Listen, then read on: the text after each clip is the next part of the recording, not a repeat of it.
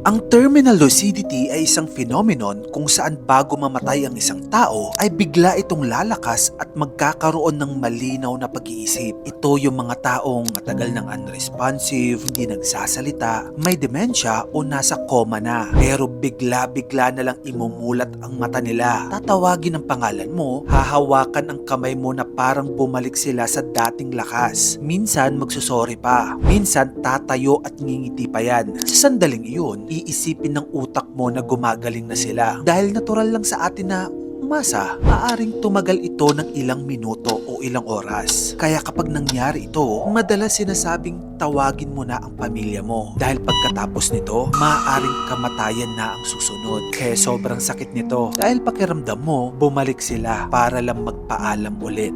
Until now, wala pang malinaw na scientific explanation kung paano at bakit ito nangyayari.